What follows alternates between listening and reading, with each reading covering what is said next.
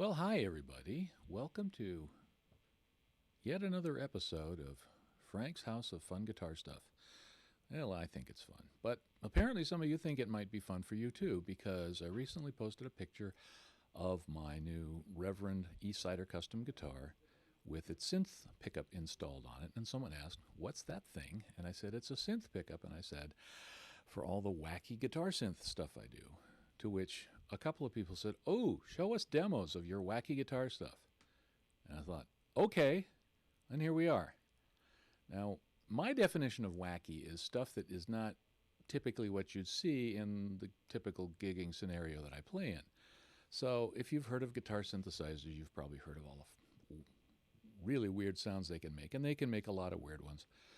But hate to break it to you, I play mostly in a country band, and so you're not going to hear a lot of whacked out shoegazy prog rock kind of tones out of this. Although they're capable of making it, that's not what I do. So I'm going to show you why I do, or at least tell you why, and show you how and what I do, or something. Any rate, there are about 8 people in Los Angeles where I live and gig. And there are about eight people out there who don't play guitar. And everybody else here does, so I feel compelled to do something different. And that's why I do this, using a guitar synth in a country band. Why? Because it's all cover songs, and we try to sound as close to the original as possible. And because there are a lot of other really good guitar players out there, I try to do something different by sounding as authentic to the recording as I can, at least tone-wise, not always note for note. In fact, usually not. But getting the guitar sounds and also getting some of the other instruments, because I don't know of anybody else, at least in this town, who's doing this in a country band. I have a bunch of different guitars with synthesizer pickups on them. I'm using my Reverend Eastsider S prototype number 3, and here's the synth pickup. If I can get the angle right into the camera, there we are. This is it right here. Looking at my monitor, it's all backwards. And this pickup sends all its output through this 13-pin cable, takes the analog output of the guitar itself and feeds it in so it piggybacks along for the ride. There's an LED on there, which is important to look cool, and there are level control and a couple of switches for doing some other things. I don't typically use those switches all that much. I adjust the level periodically if I'm too loud or not loud enough. But most of the time I'm using the floor controller or the synthesizer, which is also on the floor, and control it through a program called OnSong, which I think I've mentioned before, that sends MIDI commands out to these two devices to set them up for the appropriate patch and appropriate sound. Now, the band that I play most in has a set list of about 82 songs, and we play a selection of them through the course of a show.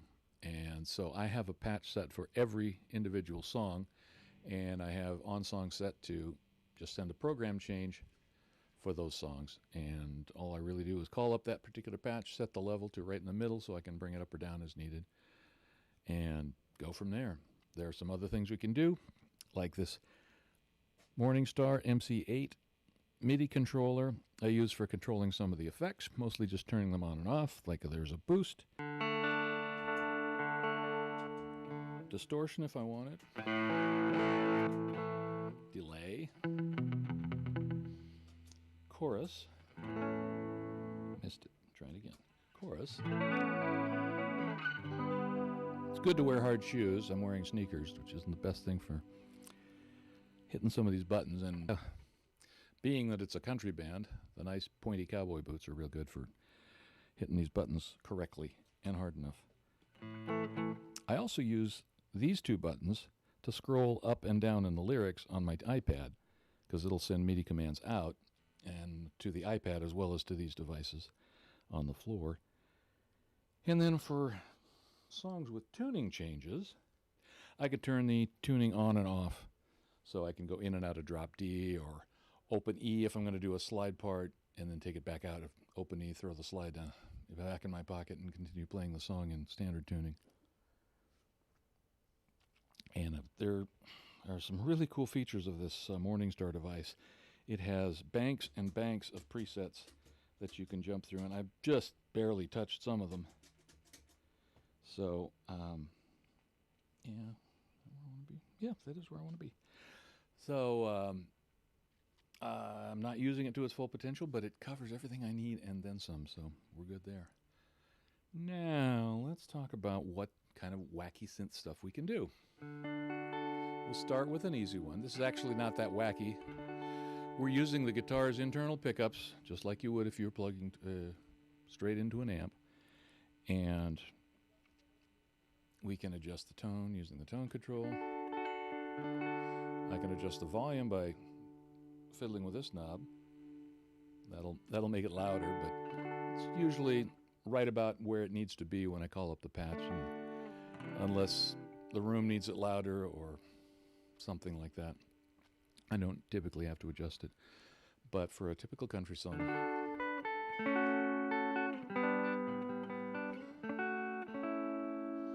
and that's using the regular pickups. If we wanted to use, or let's say we called up a song called Killin' Time by Clint Black, that has a bass 6 intro in it, and then it switches to standard tuning for the rhythm parts. But in between verses, you have to throw that lick in.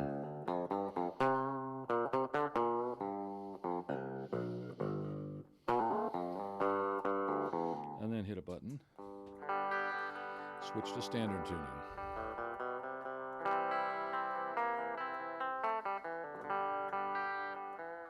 And you get to the end of the chorus, you have to hit.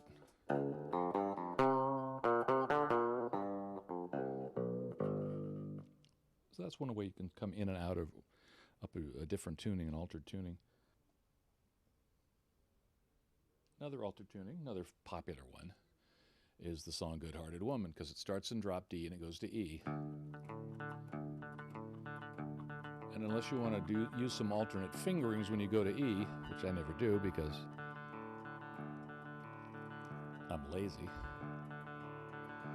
So you'd sing the first verse. Long time forgotten, dream that it fell by the way. Usually do it faster, I was just demonstrating it there. Good life she promised, or he promised, ain't what she's living today. But eventually you've got to modulate to E, so you just turn off the drop D. She's a good-hearted woman in love with a good time and man. You get the idea. Another fun song is Merle Haggard's Big City, which has a fiddle intro and either a steel or a guitar part that it alternates between. And if our steel player isn't playing with us, I get to play both parts. So to do the intro, I try to do a fiddle.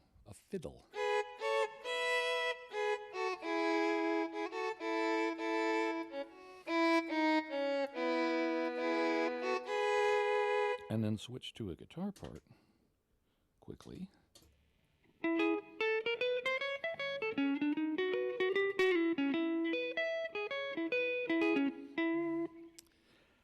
However, it's usually a little quicker than that because I usually have the appropriate bank selected before we start playing the song.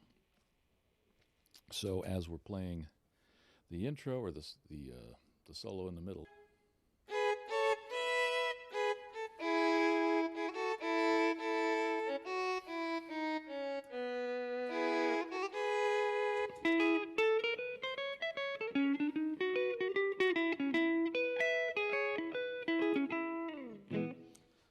so we can switch back between guitar and another instrument, as well as change different tunings or even different types of guitars. Like if, for example, you needed a 12-string electric for something.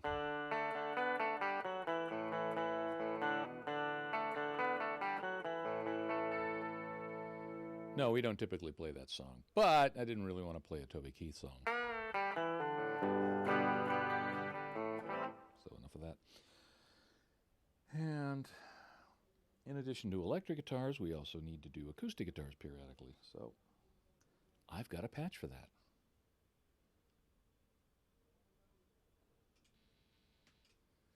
So for this one, it's It's a Garth Brooks song.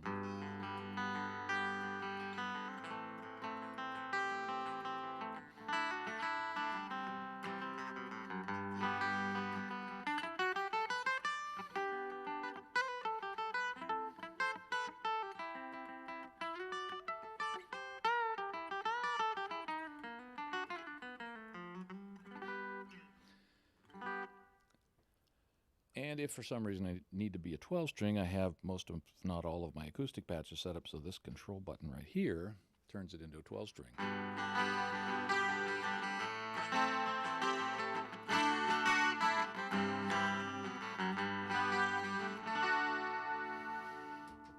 But if I'm using a patch that has, or playing a song that has just the normal pickups, I use that Control 2 button for something else.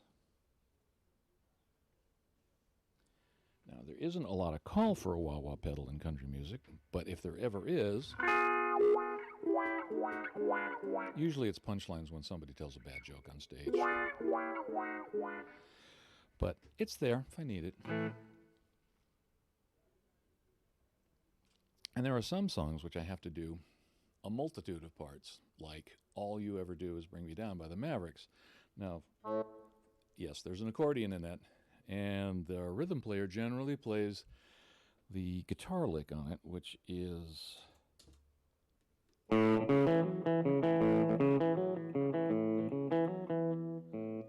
And then, actually, we'd probably play that on the SY-1000. Play the guitar part on the SY-1000. Sounds better.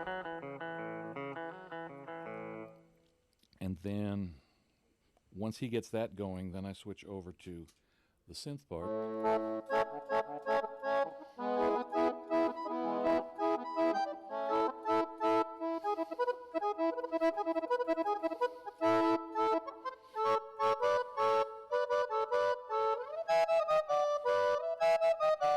I'm not Flaco Jimenez, but you get the idea. However, once I'm having a good time playing the accordion part, then my time for the lead guitar part comes up. So I have to switch over to the SY-1000. And because the guitar solo is actually two guitar solos, one that's done on a bass 6 or at least a baritone, followed by one that's done in a standard tuning or a regular guitar, I have to switch back to the guitar processor, put it in alternate tuning.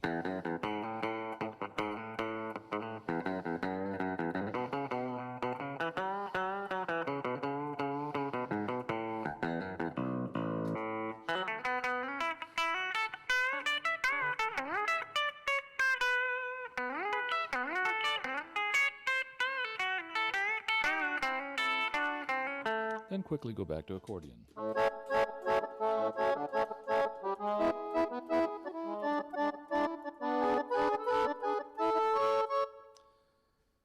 So that's just about the fastest I can go through all of the different basic functions I do with this rig. As I mentioned, the MIDI controls can turn different things on and off, different parts of the processors, either on or off, turn on boosts and things like I said. Oh, one other thing we could do, since we've got a Pete guitar, let's do yet another Dwight song.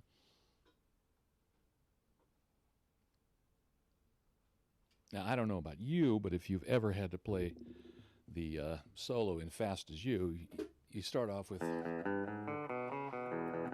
you play that a lot, but eventually you get to the solo, and Pete does that half-step bend, which I don't have the strength for. So to get around that, I will turn on the distortion to try to blur the lines a bit, and then I'll use the pitch bend to go.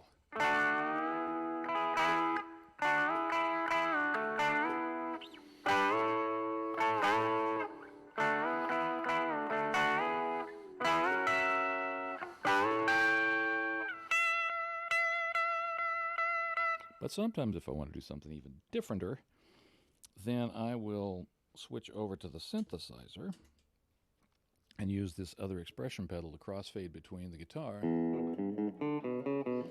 and that B3 you hear at the beginning.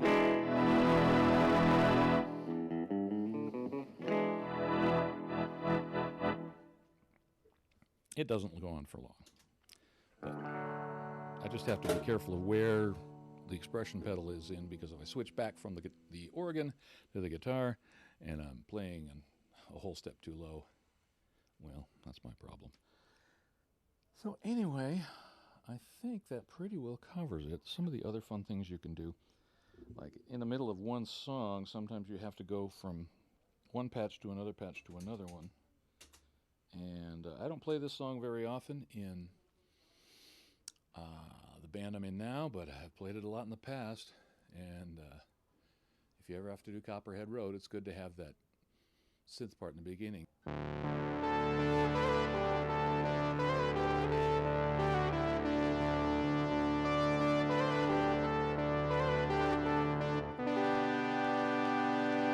Switch to acoustic.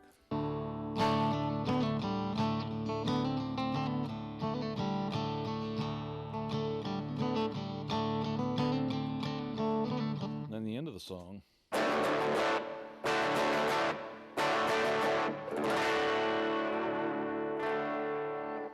Since we're talking about songs that get played way too often,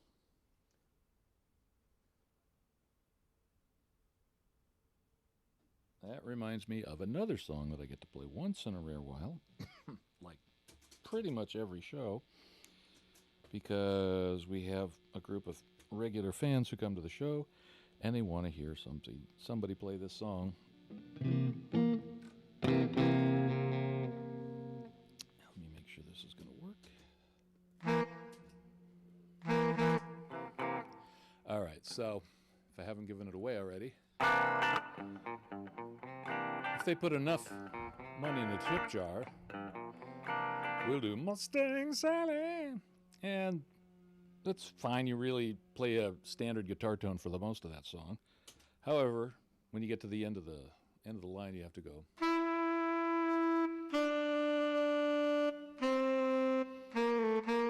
And I do a sax solo. I know that's James Brown.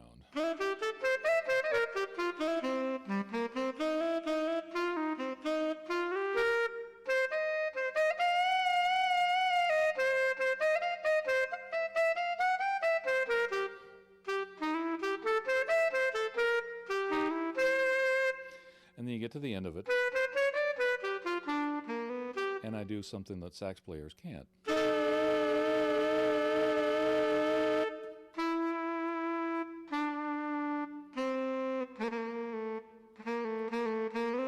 Back to the guitar. And hopefully we've earned however much money they put in the tip jar for us for that song. I think that pretty well covers it. If you have any questions, you know where to find me. And if you don't have any questions, well, hope you liked it. And if you didn't, well, nothing I can do about that either. Anyway, thanks for tuning in.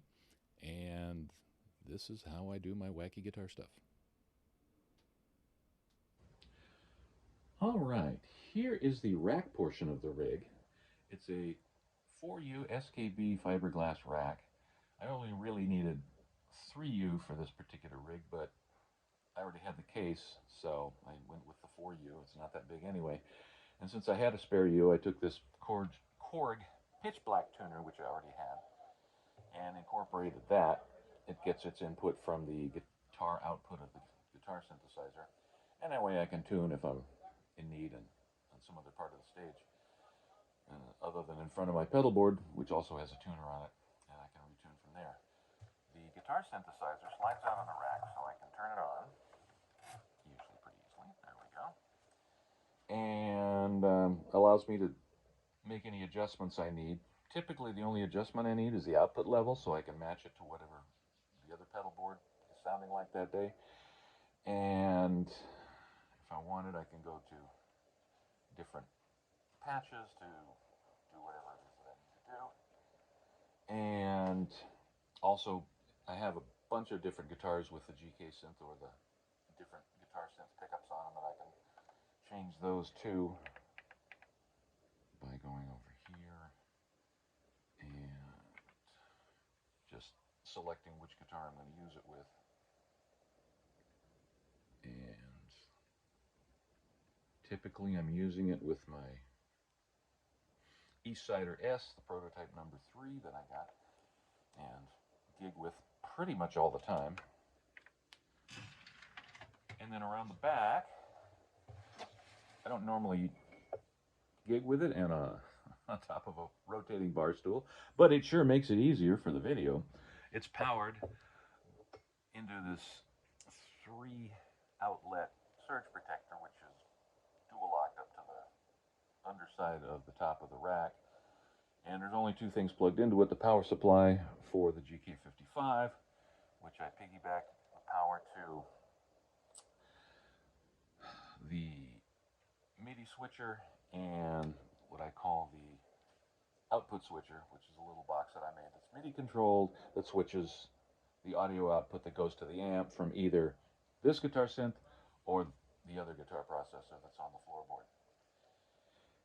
And that's all in here. It all sits on the shelf, so it slides in and out with the shelf. That's the power supply for the synthesizer. And then I've got this snake that I made that has 3 cables that go out to the floorboard. They're actually input cables. One of them is a basic audio cable. No, that's the purple one. The purple one is the audio cable. This is a MIDI cable, which sends the MIDI instructions that I send from either my iPad or the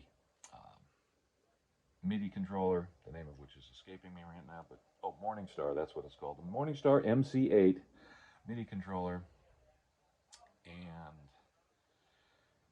any external controls that the other guitar processor sends out all come via MIDI through this cable into the guitar synth, and it does its bidding. The audio cable is output from the floorboard, which then goes into this guitar output switcher, which then goes into this output switcher, and then whichever one is selected, A or B, goes out to the amp. And finally, this is a GK 13-pin cable that comes off the US 20 GK ABY box that's on the floorboard, and that is what sends the guitar instructions from the guitar pickup, the guitar synth pickup, to the GK55. I put it in the snake with this, I forget what they call this material, puts a shrink wrap on it. It's got a strain relief so it doesn't get yanked out, and this is the cable that goes out of the output of the synth into the rack tuner. And I have one of these IEC to IEC and a standard outlet. So I plug the amp into this. The amp sits on top of the rack typically. That's probably more than you wanted to know, but here it is. And when it's all armed and dangerous, there's a mud stand. It's made out of foam, but it's a very easy to use and easy to transport amp stand that allows the speaker cabinet, which is a Quilter 12-inch HD cabinet, to nestle back in and tilt back so I can hear it on stage without blasting the audience any more than I typically do. And then there's a Quilter Micro Pro Mach 2 head sitting on top. I usually just run it in the clean channel. The amp has all kinds of cool stuff it can do, but most of my all kinds of cool stuff is done in the processors, and I just need a clean yet easily adjustable amplifier to send it all to, and that's why I use this amp. And that's what it looks like. It's not turned on right now, but it will be in a minute. That's what it looks like on stage. Well, I waited until the helicopter stopped flying over, and now the gardeners are next door with the leaf blowers. So anyway, we'll just shoot this. This is the other end of the snake, heat shrunk and zip tied together for strain relief. This is the MIDI cable that goes into the output of the SY1000 Boss synthesizer. That's the GK, aka Synth cable, that is standard to all the Roland and anybody else who happens to make this kind of equipment. And yes, an Ernie Ball guitar cable that takes the output of the SY1000s and sends it out to that output switcher box that's inside the rack. And here's how the iPad portion of it works. I use an app called OnSong, which keeps all of the songs that I ever need to refer to or want to control with my ridiculous guitar rig here in one place so that I can call up the patches and make the appropriate settings as desired. And we start by making a connection from the iPad to that Yamaha Bluetooth controller, which is down here in Tools, Bluetooth MIDI. It sees that I've got one plugged in and powered up. I actually have several of these, but this one is on this board. And all I've got to do is touch that, and it will control it. Now, the band that I use this the most in has a set list of about 83, 84 songs. We don't play them all in one night. We start off with a couple of the regular ones typically, and then we jump around on the set list depending on what the band leader sees the crowd is in the mood for, and he's really good at that. So I have two different versions of the set list. I have an alphabetical one for once we start jumping around, and I also have the set list order for the one we typically start a show with, and the ones we typically go to after that. And after a while, rather than hunt around and try to remember where on the set list is, I give up and switch over to the alpha version, because I know exactly where all the songs are going to be. And that's how this works. And just by calling up the song, I can call up, you can see the MIDI commands kind of displaying in the background there. It sends a program change to the appropriate box and switches the output to the right place, turns on any additional settings that need to be. I have a patch for every song on this set list, so I don't really need to make any adjustments other than the level, but it sets the level right about in the middle of the range of the device, so that I can turn it up or turn it down as needed with the expression pedal or with the volume knob. Yeah, they call it the volume knob on the GK pickup that's on the guitar.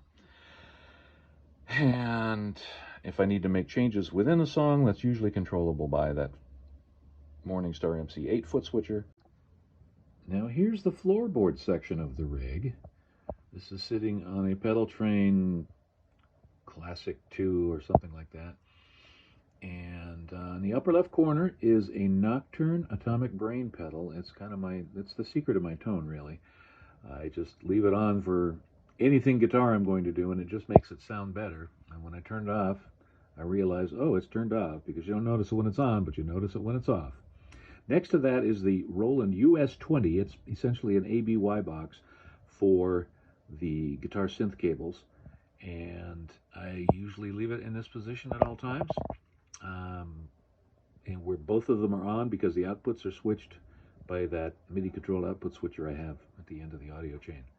Right below that is the Morningstar MC8. This has multiple banks, as I think I alluded to in a video, that you can switch from, and even within each bank there are 2 pages. So the stuff that I use the most is in bank 1, page 1, and the stuff that I use the second most is in bank 1, page 2. I have populated some of the other banks, but there's just a whole lot there I haven't even used, but I could. Over here is the heart of the system, the Boss SY1000 guitar synthesizer. I call it a processor because I think of my other device, the GR55, as a synthesizer. And this is where I get all of the guitar tones that I typically use. And all the connections up here are the MIDI out. No, that's the MIDI in, never mind. Command, that's the MIDI out that goes out to the guitar synth. And these plug in the expression pedals. I have them numbered because it makes it easier to plug them in on a dark stage when I'm setting up. Next to that is the other end of the Ernie Ball guitar cable. These two are from the effects loop, which go out to the Atomic Brain pedal. And these expression pedal jacks go over here to the 2 Boss expression pedals. EV50, I want to say, is the name of them. And right here, in between the cable that comes from the guitar and the input that goes over to the US-20, is a Primova GKFX1 subsonic filter. These are made by a guy named, I think his name is David. It could be Robert, but I think it's David. In Denmark, a company called Primova, and he makes a bunch of cool synth kind of stuff. Now, underneath these cable connections is a Yamaha BT01 Bluetooth MIDI interface, And that's what connects and controls the iPad. And the iPad connects things and controls things on the rest of the rig and connects wirelessly, which makes it real easy to do and real easy to set up and tear down. And underneath that is a MIDI, kind of an extender. It takes 2 MIDI ins and 2 MIDI outs and splits them up so I can send things where they need to go. And the Yamaha adapter is carefully zip tied down to that so that it stays where it's supposed to. And getting back to the expression pedals, I use one for expressions for things like string bending, and one is just a volume control so I can adjust the volume in case I'm too loud or not loud enough while I'm playing. And finally, this little device here is not a wind-up key for running it when there's no power. That's actually a little paddle knob that I put on there so I can adjust the output level with my feet if for some reason the expression pedal isn't doing what I want it to do. And that's the rig. The whole thing goes into a flight case, and it's pretty quick to, despite its rather complex appearance, it's pretty quick to set up and tear down.